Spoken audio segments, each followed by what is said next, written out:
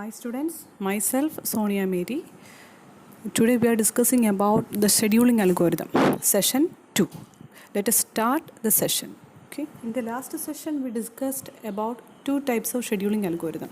That is first come first serve scheduling algorithm and shortest job first scheduling algorithm. Here we discuss about the priority scheduling algorithm. Okay. In priority scheduling algorithm, each process is allocated A priority. ഓരോ പ്രോസസ്സുകൾക്കും ഒരു priority നമ്മൾ set ചെയ്ത് വെച്ചിട്ടുണ്ട്. ആ പ്രയോറിറ്റിക്ക് അനുസരിച്ചായിരിക്കും അവിടെ scheduling നടക്കുന്നത്. ഫോർ എക്സാമ്പിൾ, ഹൈ പ്രയോറിറ്റി ഉള്ള പ്രോഗ്രാം ആയിരിക്കും അവിടെ ഫസ്റ്റ് എക്സിക്യൂഷൻ നടക്കുന്നത്. അങ്ങനെ പ്രയോറിറ്റി കൂടുതലുള്ള പ്രോഗ്രാം എക്സിക്യൂട്ട് ചെയ്ത് പോകും. How we set the priority എങ്ങനെ സെറ്റ് ചെയ്തെന്ന് ചോദിക്കുവാണെങ്കിൽ, CPU ബേസ്റ്റ് കൂടുതലുള്ളതിന് ലോ പ്രയോറിറ്റി ആയിരിക്കും, CPU ബേസ്റ്റ് കുറവുള്ളതിന് ഹൈ പ്രയോറിറ്റി ആയിരിക്കും. അപ്പം എന്താണ് CPU ബേസ്റ്റ്? അതായത് ഒരു പ്രോസസ്സ് എക്സിക്യൂഷന് വേണ്ട ടൈം ഇൻ്റർവൽ, CPUവിലൊരു പ്രോസസ്സ് എക്സിക്യൂഷന് വേണ്ടി എടുക്കുന്ന ടൈം ഇൻ്റർവലിന് പറയുന്ന പേരാണ് CPU ബേസ്റ്റ്. അതുപോലെ തന്നെ ഒരു പ്രോസസ്സ് ഒരു ഇൻപുട്ട് ഔട്ട്പുട്ട് ഓപ്പറേഷൻ നടത്താൻ വേണ്ടി ഉപയോഗിക്കുന്ന ടൈം ഇൻ്റർവലിന് പറയുന്ന പേരാണ് IO ബേസ്റ്റ്. നോർമലി നമ്മൾ CPU ബേസ്റ്റ് കുറഞ്ഞിട്ടുള്ള പ്രോഗ്രാമുകൾക്കാണ് ഹൈ പ്രയോറിറ്റി. CPU ബേസ്റ്റ് കൂടുകയാണെങ്കിൽ ആ പ്രോഗ്രാമുകളുടെ പ്രയോറിറ്റി കുറയും.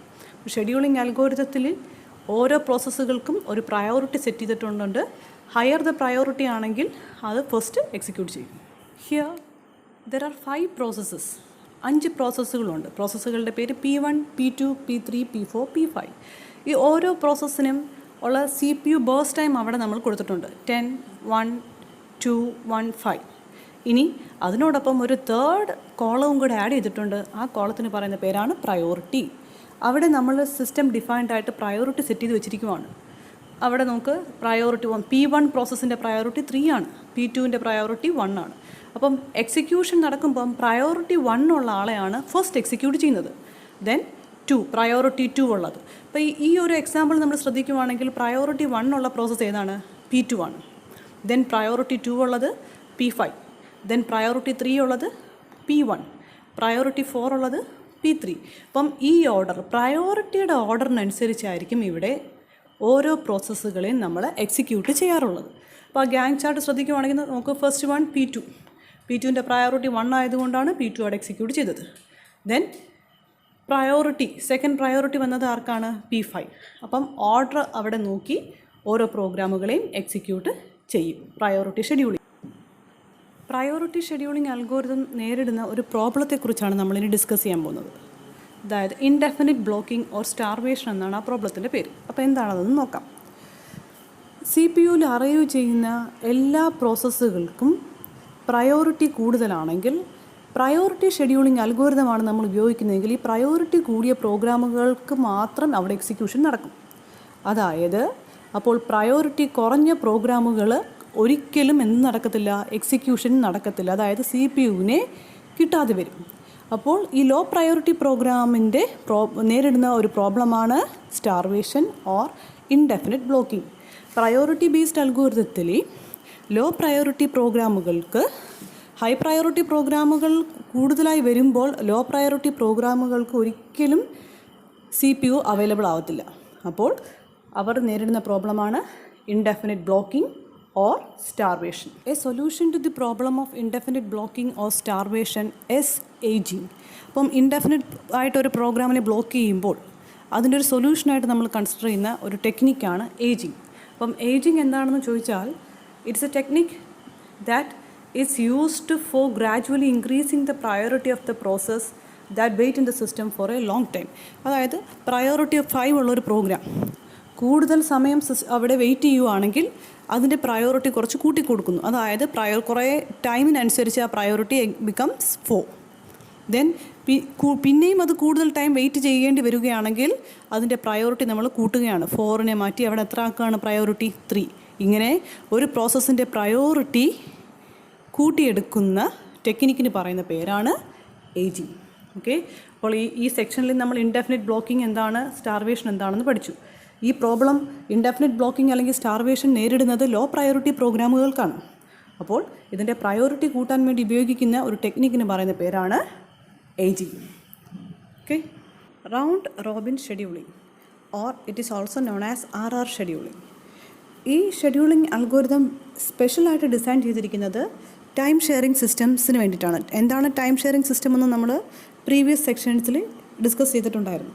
ഓക്കെ, അപ്പം RR ഷെഡ്യൂളിംഗ് അൽഗോരിതത്തിൽ ഒരു ടൈം സ്ലൈസ് നമ്മൾ ഡിഫൈൻ ചെയ്തിട്ടുണ്ട്. ഒരു പ്രോഗ്രാം ആ ടൈം സ്ലൈസിനുള്ളിൽ എക്സിക്യൂഷൻ കംപ്ലീറ്റ് ചെയ്താൽ it self releases the control from the CPU. അത് സ്വയം തന്നെ CPU-യിൽ നിന്നും കൺട്രോൾ റിലീസ് ചെയ്ത് ടെർമിനേറ്റഡ് ആവും. ഇനി നമ്മൾ ഡിഫൈൻ ചെയ്തിരിക്കുന്ന ടൈം സ്ലൈസിനുള്ളിൽ ഒരു പ്രോഗ്രാം എക്സിക്യൂഷൻ കംപ്ലീറ്റ് ആയില്ലെങ്കിൽ അതിനെ ഫോഴ്സ്ഫുള്ളി നമ്മൾ അവിടെ നിന്നും മാറ്റും. ഇതാണ് RR ഷെഡ്യൂളിംഗ് മെക്കാനിസം. അത് ഒന്നുകൂടെ എക്സ്പ്ലെയിൻ ചെയ്യുവാണെങ്കിൽ, ടൈം സ്ലൈസിനനുസരിച്ച് ഒരു ടൈം ഇൻ്റർവൽ നമ്മൾ അവിടെ സെറ്റ് ചെയ്തിട്ടുണ്ട്. ആ ടൈം ഇൻ്റർവലിനുള്ളിൽ തന്നെ പ്രോഗ്രാം എക്സിക്യൂഷൻ കംപ്ലീറ്റ് ചെയ്യുകയാണെങ്കിൽ ഇറ്റ് ഓട്ടോമാറ്റിക്കായിട്ട് തന്നെ ടെർമിനേറ്റഡ് ആവും. ഇനി ആ ടൈം ഇൻ്റർവലിനുള്ളിൽ അത് കംപ്ലീറ്റ് ചെയ്തില്ലെങ്കിൽ ഷെഡ്യൂളർ ഫോഴ്സ്ഫുള്ളി ആ പ്രോസസ്സിനെ CPU-യിൽ നിന്നും എടുത്ത് മാറ്റി നെക്സ്റ്റ് പ്രോസസ്സിന് അത് കൊടുക്കും. ന്യൂ പ്രോസസ്സുകൾ അറൈവ് ചെയ്യുമ്പോൾ ഈ ക്യൂവിൻ്റെ ടെയിലിൽ ആ ന്യൂ പ്രോസസ്സുകളെ ആഡ് ചെയ്ത് പോകും. നമ്മളിവിടെ ഉപയോഗിക്കുന്നത് ക്യൂ ഡേറ്റ സ്ട്രക്ചേഴ്സാണ്. ന്യൂ പ്രോസസ്സ് ചെയ്യുമ്പോൾ അതിൻ്റെ ടെയിലിലോട്ട് ആഡ് ചെയ്യും, എന്നിട്ട് അതും ഒരു ടൈം സ്ലൈസ് എക്സിക്യൂഷൻ നടത്തും.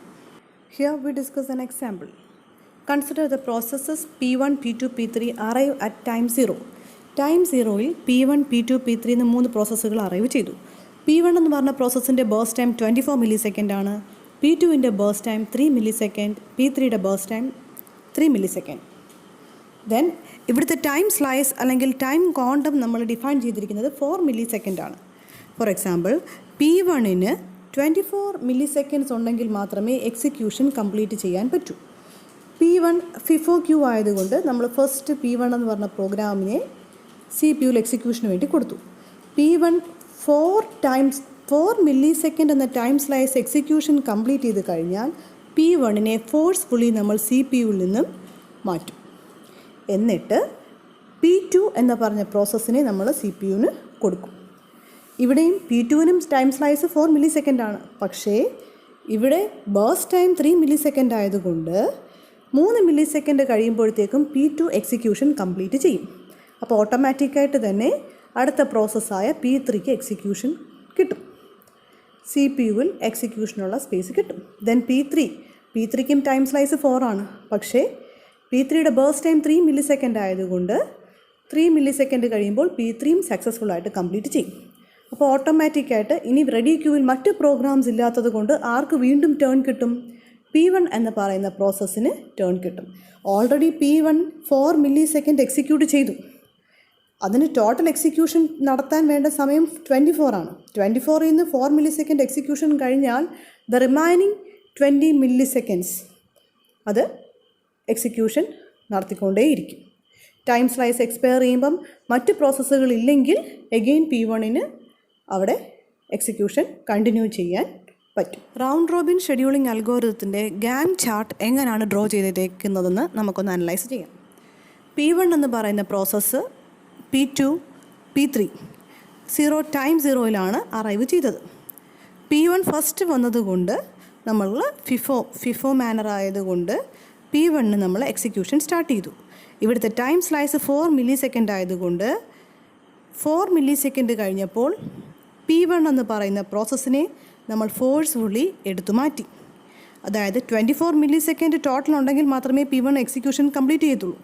പക്ഷേ ടൈം സ്ലൈസ് 4 മില്ലി സെക്കൻഡ് ആയതുകൊണ്ട് റിമൈനിങ് 20 മില്ലി സെക്കൻഡ് എക്സിക്യൂട്ട് ചെയ്യാൻ ഇത് വീണ്ടും വെയിറ്റ് ചെയ്യേണ്ടി വരും. Okay, then the second process P2-ന് കൺട്രോൾ കിട്ടി. P2-നും 4 മില്ലി സെക്കൻഡാണ് ടൈം സ്ലൈസിൽ റിസീവ് ചെയ്തത്.